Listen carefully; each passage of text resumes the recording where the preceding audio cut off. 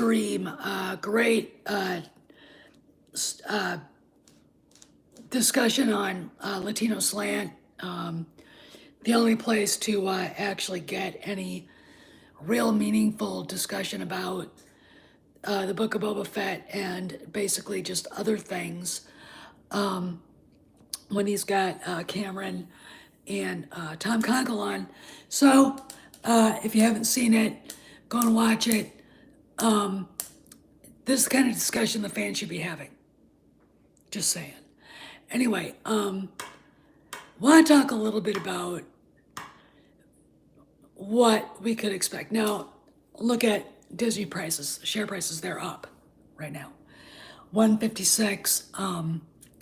Wall Street did not expect them to do as well as they did in the last quarter, and they did. They exceeded expectations, which is good for us.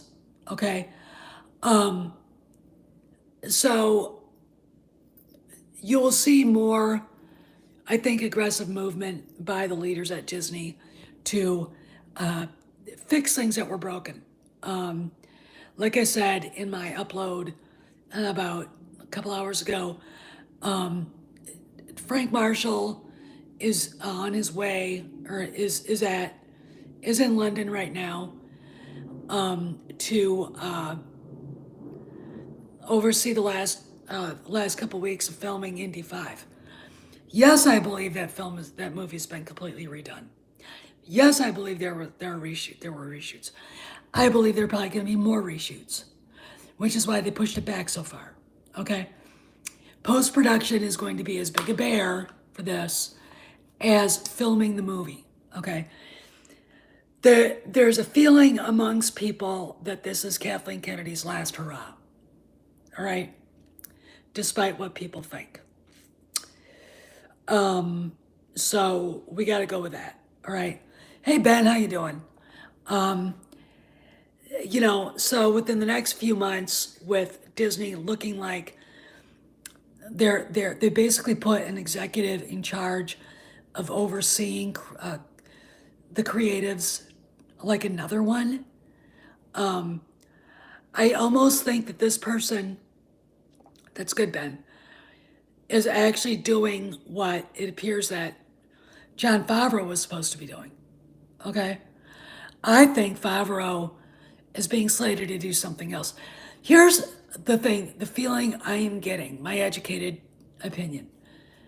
Watching what's been going on and knowing now for sure, because now I've heard it from several different sources, the board isn't happy with Kathleen Kennedy and want her gone.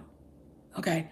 Hate to tell the angry, negative black pills out there and the people who, insist that Kennedy knew that Luke was going to be in Mando episode 16, which is, this is how stupid that is literally the most ignorant, uneducated fucking thing I've ever heard in my life. All right, but that's YouTube right now. That's the community. All right. The fan base is in a very mentally ill state right now, and it's because of people like that, right? Don't know how to read, what's out there. Just the articles, okay? Don't listen to anybody else, and then want to beat up on people for, saying, hey, you're wrong, this is why, okay? Don't appreciate it. Don't want to be dragged into it. Don't like the fact that they get airtime because they're hurting the fan base. When you take the opinion of someone who's never done anything in their entire life as God's honest truth, and you don't listen to people in the business, people who've actually gone out and done things, all right? And I could bring up someone right now. Again, it's bizarre in my opinion. This whole thing has gotten really bizarre. Okay, I get why some people don't want her to go. I understand that, but when you get to the point where you're going on other people's channels and telling people that Kennedy knew? The fuck did she know? I mean, this is the thing. Don't listen to anybody else. Don't take in anybody else's educated, practiced opinion. Just spew your shit out there, okay? And then have a bunch of people who don't know anything about business, finance, political intrigue, okay? I mean, they're gonna, of course, run with it because that's all they've got. Again, and I'll tell you something. A lot of these people with their YouTube channels, that's all they've got, okay? All right? I would dare any of them to go a month without uploading anything. Do it. Do it. Start reading, and I don't mean reading books. Start reading the articles that have been cited ad nauseum on Midnight's Edge by Cameron. Okay, become a Patreon of Cameron's. Okay, listen to Valiant Renegade. Listen to the financial analysis. All right, listen to what people are. I mean, these are the same people that. Oh, I'm just ranting right now. These are the same dumbasses that run around and insist that there's no civil war going on at Lucasfilm. But KK is written on that farmer's house by the Nikto biker gang. But there's no civil war. I mean, you can't get plainer than that, okay? These are the same people that think that KK is there in perpetuity. Hey, Star Wars Theology. I think that's the funniest thing I've ever heard in my life. These are the people that insist their opinion's the only one that matters. All right? That no one else is right. Even when Doomcock is right, he's wrong. Even when Cameron is right, he's wrong. That don't take the educated observations of people in the business. It doesn't matter who it is. Seriously. All right? Why? They're not educated enough. They don't have the skill set to look beyond what they think is going on. That's the only thing I can think of, okay? Oh, I don't either, but again, one of my guys, one of my spies, actually in England, sent me this thing, and I'm like, Kathleen Kennedy, despite what this genius posted that he sent to me, did not know Mark Hamill was doing Mandalorian. Well, I don't want to engage this person who posted that because they're nuts. They're batshit crazy, okay? And they're trolls. I mean, that posting that on that channel was a troll, okay? The idea that people actually listen to this person, this person has nothing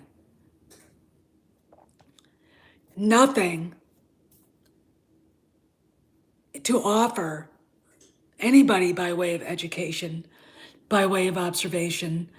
You can know a lot about a lot of stuff, but that doesn't mean you have the powers of observation, right? Doesn't mean you really understand the subtext of things, which is why things like the Atlantic article will go flying over their heads. Okay, they don't get it. They don't have that skill set. It's not in their wheelhouse. Yet, if you tell them this article said this, and this, and it doesn't, like write it out in crayon, they will disagree with you, even though when you read it, you're like, that's not what it said. Okay.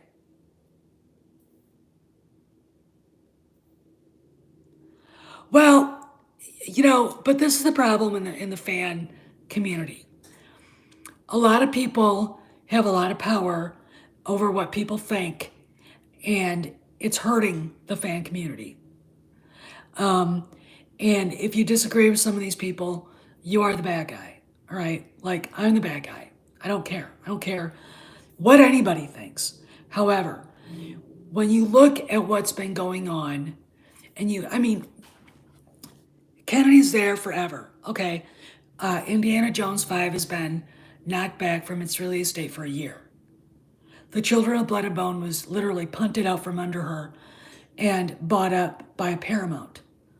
I very seriously expect very, very soon to see The Acolyte to get punted and gone. That doesn't leave her with anything. Okay, now, they'll say she still has Lando. Lando is not going anywhere. There's nothing there. There's nothing in any of that. Rogue Squadron's gone. The Taika Waititi movie is gone. There's no Rian Johnson trilogy. Nothing. Okay? And this is where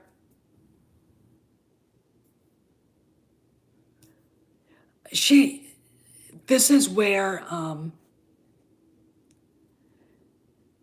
I have a problem with these people. The Empress has no clothes. And they're like, she's wearing a Dior. It's like, what? And this is why I get frustrated and pissed off. We are at a time where there's great change coming. And they are going to be the ones standing there without anything. I mean, literally. You're going to see channels, because of this, fade away. Look at the numbers for the last episode of the Book of Boba Fett. Granted, more people tuned in because maybe there were more people subscribed. Okay. But that doesn't mean that they were upset with what they saw. They tuned in because they wanted to see it. Over a 5-day period. Okay? That basically says the people who are screaming and having a fit about it made fools of themselves. When I was watching Cameron and Paulie and Tom talk about this, it was a very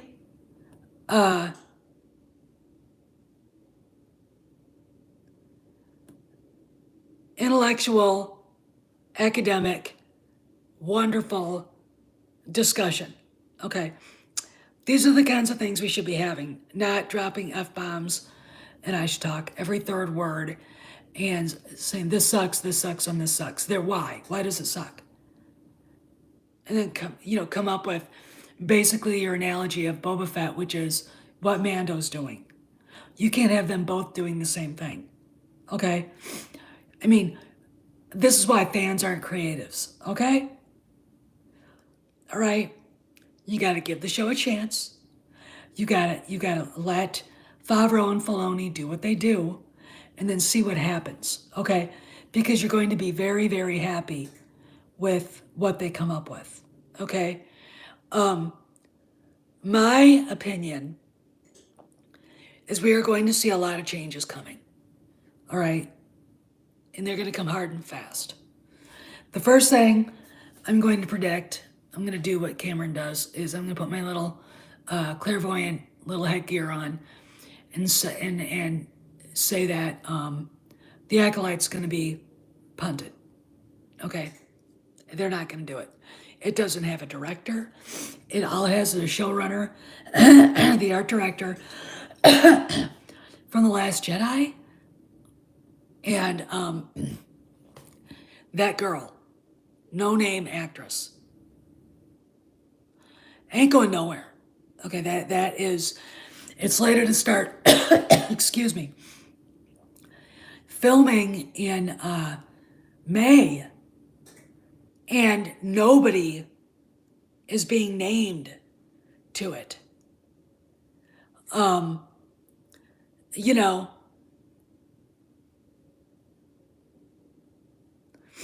Well, it's not only a lack of self-awareness, but it's narcissism. Troy, you and I will have a conversation about this.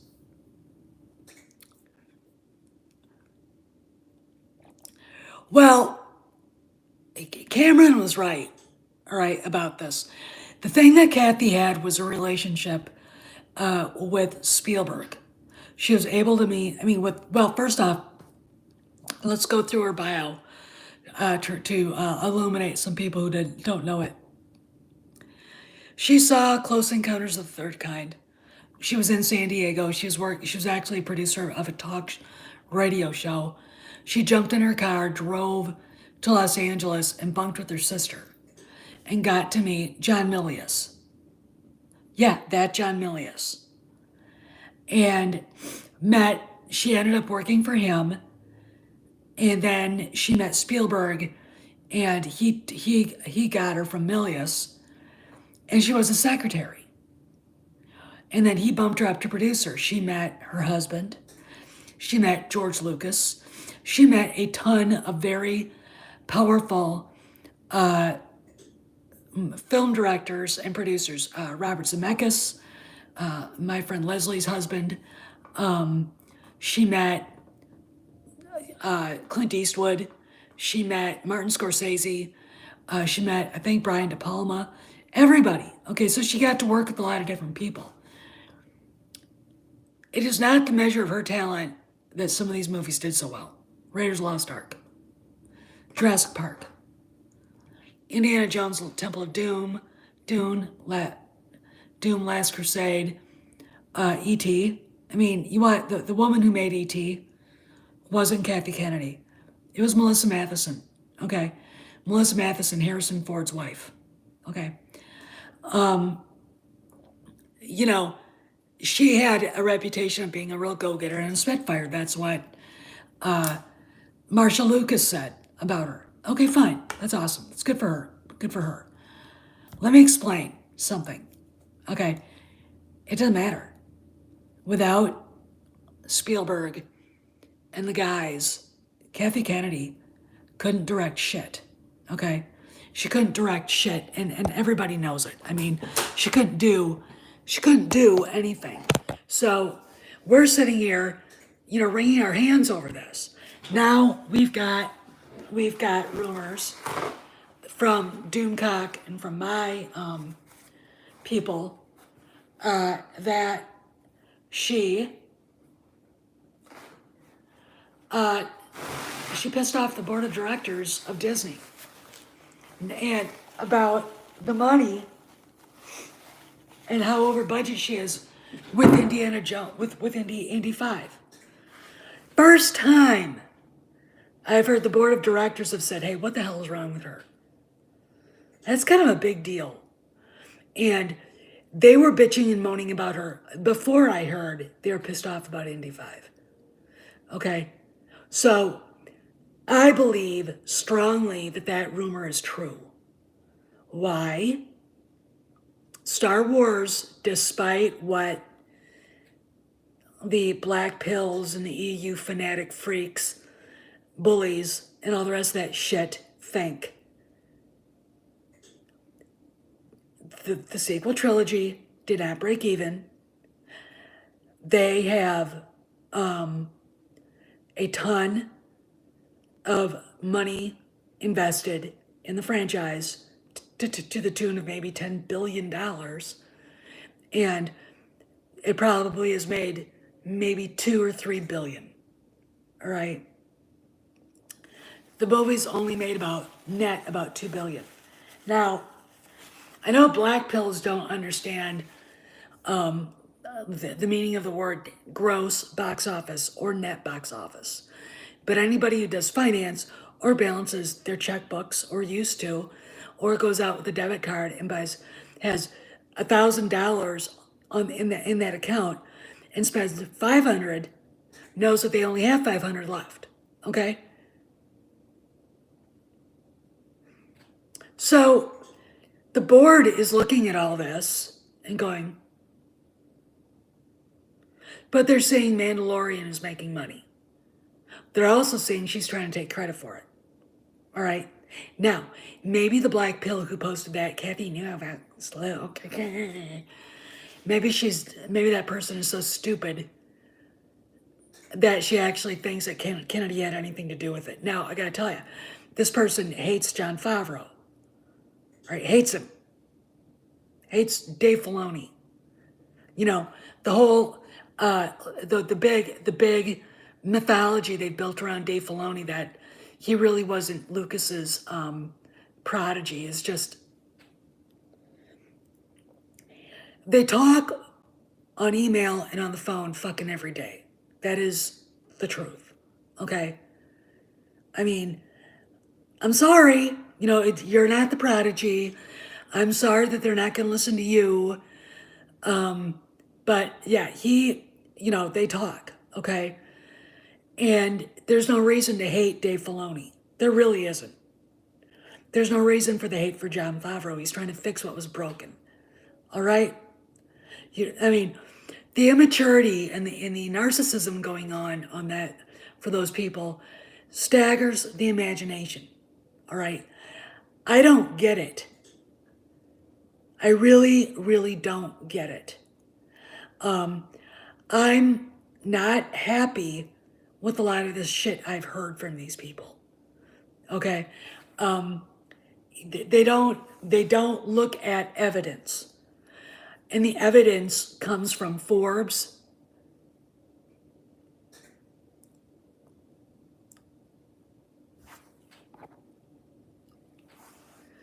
Yeah, well, her executive producer credit. Maybe Cameron could explain what that means, or somebody could explain what that means in chalk to them on a blackboard. Maybe, a whiteboard. Maybe in crayon. It doesn't mean anything. Executive producers, that is a courtesy that has to be put out there.